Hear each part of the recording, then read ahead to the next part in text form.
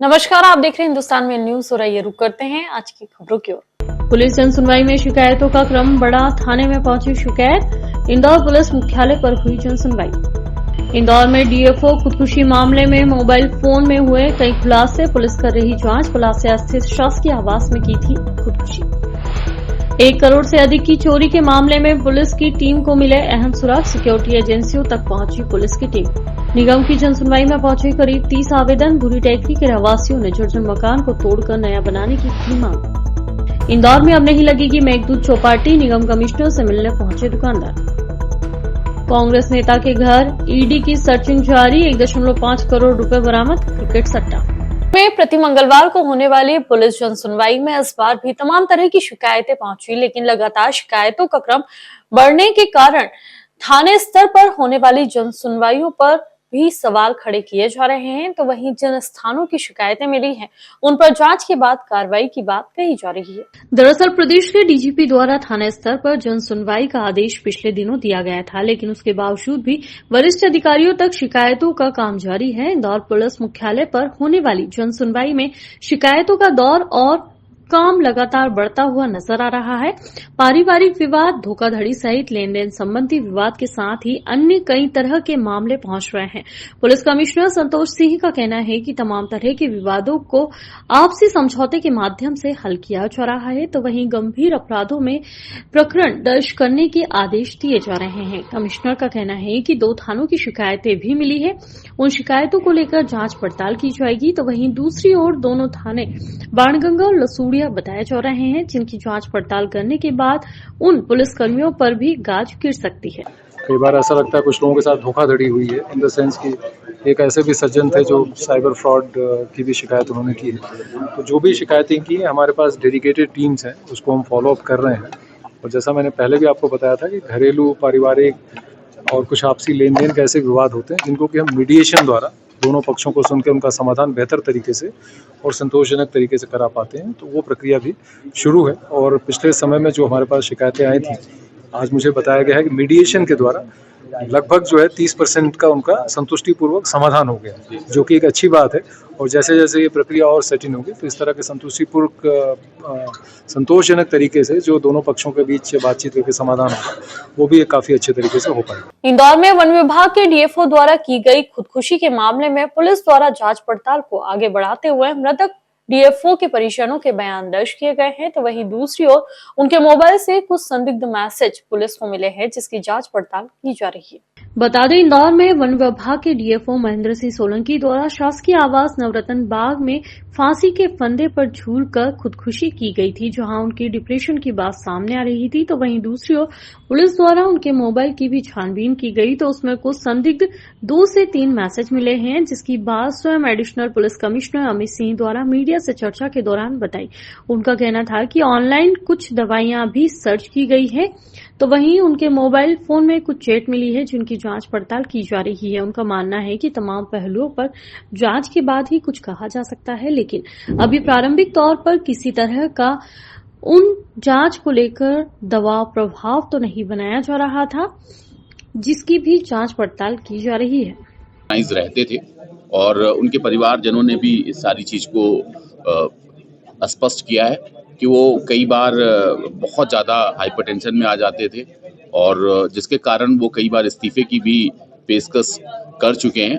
और साथ ही साथ जो उनका डिटेल निकाला गया है, उसमें 15 दिन पहले उन्होंने गूगल पे जो सर्च किया है, जिन दवाइयों को सर्च किया है, उसके बारे में भी हम जानकारी प्राप्त कर रहे हैं कि वो किस तरीके की दवाइयाँ हैं, प्रेस्क्राइब्ड दवाइयाँ हैं कि नॉन प्रेस्क्राइब्ड दवाइयाँ हैं, उस पर भी हम फोकस कर रहे हैं। इंदौर में 1 करोड़ रुपए की चोरी से जुड़े मामले में फरार दीपक थापा की तलाश में सिक्योरिटी एजेंसी की जांच पड़ताल की जा रही है। तो वहीं वरिष्ठ अधिकारियों का कहना है कि तमाम जांच पड़ताल के बाद यदि नेपाल जाने की आवश्यकता पड़ी तो इंदौर पुलिस नेपाल तक आरोपी को पकड़ने के लिए पहुंचेगी और इसके लिए विशेष तरह की टीम भी गठित की गई है। इंदौर के तेजाजी नगर थाना क्षेत्र में रहने वाले रियल एस्टेट कारोबारी अनीस मोहम्मद को 3 दिनों तक नशीला पदार्थ खिलाकर बेहोश कर चोरी की वारदात करने वाला नेपाली निवासी दीपक थापा और उसका साथी की पुलिस द्वारा तलाश की जा रही है। अभी तक केवल सिक्योरिटी एजेंसी के संचालक हेमंत पवार और अन्य लोगों से ही पुलिस संपर्क कर पाई है,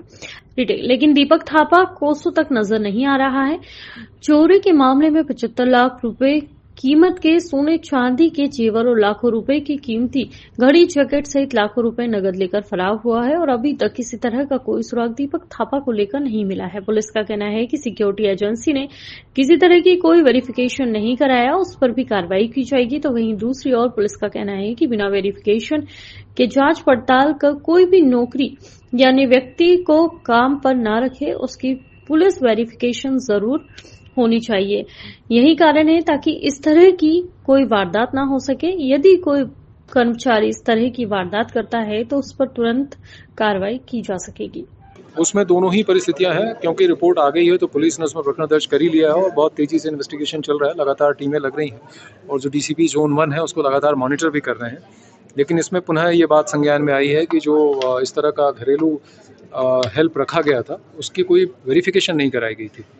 तो ये भी कई बार चीज़ें होती हैं कि जब हम किसी को अपने पास रखते हैं, खासतौर से ये सभी लोगों को पता ही है और इसके संबंध में प्रतिबंधात्मक आदेश भी हैं कि जब भी कोई आप किराएदार रखेंगे, जब भी कोई आप घरेलू कोई हेल्प रखेंगे, उनका वेरिफिकेशन जरूर कराएं, क्योंकि आपका वो परिचित व्यक्ति नहीं है। वो घरेलू हेल्प के स्वरूप में हो सकता है कि वो कहीं का वांछित अपराधी हो, कहीं का बैड एलिमेंट हो, कहीं किसी अन्य प्रदेश में उसकी जो है वो पुलिस तलाश कर रही हो। तो इसके लिए ज़रूरी है कि आप वेरिफिकेशन कराएं, जागरूक रहें और इस पूरी प्रक्रिया में पुलिस का सहयोग करें और अपने आप को सुरक्षित रखें।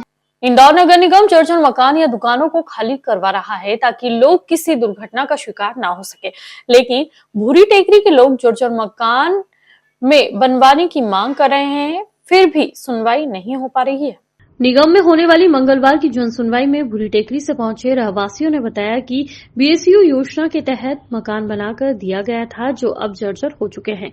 सीलिंग से प्लास्टर निकल रहा है, दीवारें खोखली हो गई है, नाली की कॉलोनी में साफ सफाई नहीं होती है। नगर निगम ने यहाँ ये आश्वासन दिया है कि हम देखकर बताते हैं। पहले भी हम लोग आए थे तो हमको यही आश्वासन मिला था और हमारी डिमांड यही है कि अगर हमारे मकान तोड़े तो हम लोगों को वहीं पर जहाँ पर समस्या क्या है आप लोगों की? समस्या यह है कि वहाँ पर मल्टियाँ बहुत बेकार हो रही है, पूरी झरझर हो रही है, गंदगी बहुत है, कोई सुनवाई नहीं करता। अगर कोई सफाई करने के लिए भी आता है तो सिर्फ ऊपर से कर और चले जाते हैं और दूसरे दिन कोई आता ही नहीं है। शोभा ने बताया कि वह निगम से हमने मांग की है कि हमारी पुरानी बिल्डिंग तोड़कर नई बनाई जाए। जर्जर हो रही बिल्डिंग में कई लोग दुर्घटना का शिकार भी हो चुके हैं। इससे पहले भी जन सुनवाई में आ चुके हैं, लेकिन आश्वासन के अलावा कुछ भी नहीं मिला। वहाँ से कहीं पर भी नहीं जाएंगे। हमको टीन शेड भी अगर बना के दे रहे हैं तो उसी जगह पे देंगे, क्योंकि हमको अगर किराए से जाना पड़ा तो हमारी तो एकता ही खत्म हो जाएगी और अगर एकता खत्म हुई तो आप भी समझते हैं फिर हमारी कोई सुनवाई नहीं होगी। किराए की बात तो बनाकर किराए की बात वो बोल रहे हैं कि आप किराए से जाओ, हम आपको 2500 रुपए 2000 से 2500 के बीच में किराया देंगे, लेकिन हम उसके लिए संतुष्ट नहीं है। हमको आप टीन सेट बना के दो, हम टीन सेट में आप जितना आप समय पीरियड है आप हमको लिखित में दो। निगम कमिश्नर शिवम वर्मा ने बताया कि जन सुनवाई में करीब 30 आवेदन आए। इनमें से भूरी टेकरी के रहवासियों का भी आवेदन था, जिन्होंने जर्जर मकान को पुनः बनाने की मांग की है। उन्हें आश्वासन दिया गया, इसमें कुछ निराकरण किया जाएगा। कुल मिलाकर अब देखना यह होगा कि भूरी टेकरी के रहवासियों को मकान बनाकर दिया जाएगा या फिर आश्वासन ही मिलकर रह जाएगा। सर, जन सुनवाई में किस प्रकृति के मामले और कितने मामले आए हैं? देखिए, जन सुनवाई में स्थापना संबंधी विषय आए हैं, कुछ अपने जैसे पड़ोसी ने अवैध निर्माण कर लिया, इस प्रकार की शिकायतें भी आई हैं, इनका हम लोग परीक्षण कर रहे हैं और उसमें समय सीमा में कार्रवाई भी करेंगे।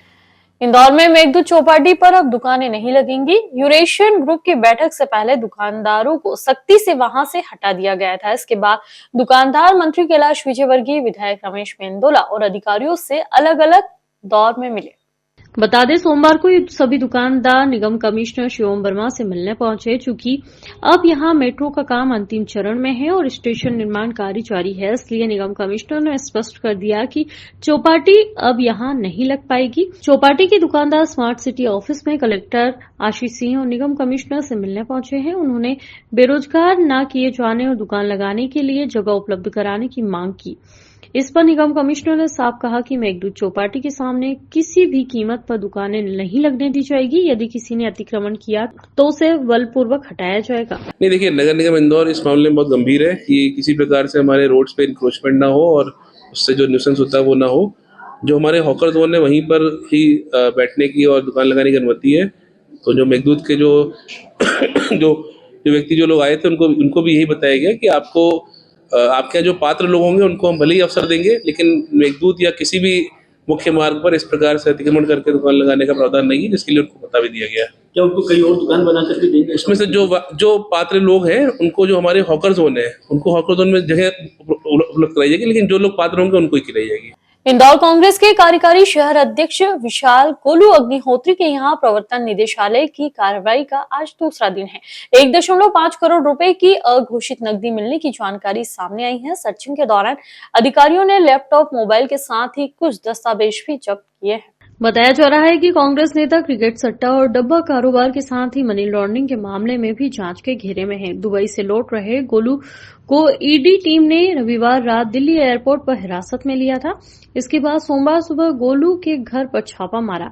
ईडी टीम ने इस कार्रवाई के स्थानीय पुलिस को भनक तक नहीं लगने दी। जांच के दौरान कांग्रेस नेता के घर पर सुरक्षा के लिए सीआरपीएफ के जवान तैनात किए गए। बताया जा रहा है कि कांग्रेस नेता बीते कुछ महीनों से दुबई में ही समय बिता रहे थे। दुबई में संपत्ति खरीदने से लेकर कुछ शेल कंपनियां बनाने की जानकारी भी ईडी के हाथ लगी। ईडी इन्हीं सब मामलों को लेकर पूछताछ कर रही है। इंदौर में फर्जी डिजिटल अरेस्ट मामले में पुलिस द्वारा बैंक खातों की तलाश करते हुए कुल 4 अन्य आरोपितों को गिरफ्तार किया गया है। मध्य प्रदेश सहित 3 से 4 राज्यों के साथ जुड़ रही है कड़ी। क्राइम ब्रांच कई राज्यों में डेरा डाले हुए है। पूरे मामले में जानकारी देते हुए डीसीपी राजेश त्रिपाठी द्वारा बताया गया कि फर्जी डिजिटल अरेस्ट मामले में पुलिस द्वारा फरियादी महिला, जिनके साथ 1 करोड़ 60 लाख रुपए की ठगी की वारदात हुई थी, उनसे जुड़ी हुई तमाम कड़ियों का अब खुलासा होता हुआ नजर आ रहा है। पिछले दिनों 7 आरोपियों को पकड़ा था, जो कि गुजरात, महाराष्ट्र और अन्य राज्यों से कड़ी जुड़ी हुई थी, लेकिन अब मध्य प्रदेश के सीहोर और भोपाल से जुड़े हुए 4 अन्य आरोपियों को गिरफ्तार किया गया है, जिनके नाम रोहन, आयुष, नीलेश और अभिषेक है। जिसमें बताया जा रहा है कि रोहन द्वारा बैंक ऑफ महाराष्ट्र में अपना एक खाता खुलवाया गया था। उसके बाद उनसे इस खाते को किराए पर आयुष को दिया गया। आयुष ने आगे से बढ़ते हुए नीलेश और नीलेश के बाद अभिषेक द्वारा अन्य राज्यों में बैठे हुए गैंग के सदस्यों तक पहुंचाया गया। कुछ हजार के कमिश्नर के लालच में इस तरह की वारदातों में युवा फंसते हुए नजर आ रहे हैं। कुछ हजारों के लालच में इस तरह की वारदातों में युवा फंसते हुए नजर आ रहे हैं। क्राइम ब्रांच का कहना है कि अधिकांश छात्र और मध्यम वर्गीय लोग ही इन बड़े गिरोह के जाल में फंसकर आपराधिक घटनाएं कर रहे हैं। लोगों को खाता किसी अन्य व्यक्ति को उपयोग करने को लेकर सचेत रहने की आवश्यकता है। इसमें से अधिकांश देखा गया कि कुछ छात्र रुपयों के लालच में आकर इस तरह से काम कर। इसकी जांच की गई तो मालूम पड़ा कि एक रोहन शाह के नाम का एक लड़का है, जिसके अकाउंट में 5 लाख रुपए ट्रांसफ़र हुए थे। तो इसको उठाया गया है और जब इससे आगे पूछताछ की गई तो मालूम पड़ा कि इसने अपना अकाउंट, ये आयुष राठौर ने कहा था इसको कि ये अकाउंट उसको चाहिए। तो आयुष राठौर भी इस अपराध में एक कड़ी के रूप में आया सामने। फिर आयुष राठौर से को भी उठाया गया। जब उससे पूछताछ की गई तो उसने एक नीलेश गोरेले, जो भोपाल का निवासी है, उसका नाम बताया। और फिर नीलेश गोरेले के से पूछताछ करने पर अभिषेक त्रिपाठी नाम का एक व्यक्ति का नाम सामने आया। ये चारों लोग, इनमें से जो मुख्य रूप से रोहन शाह के अकाउंट में जो पैसे गए थे, इसलिए वो आरोपी है। और ये बाकी 3 लोगों ने इसके अकाउंट को खरीदने में और अकाउंट को कलेक्ट करने के ये दोषी पाए गए हैं। इसलिए इन चारों को आरोपी इसमें बनाया गया है और इनको अरेस्ट करके इनसे पूछताछ की जा रही है।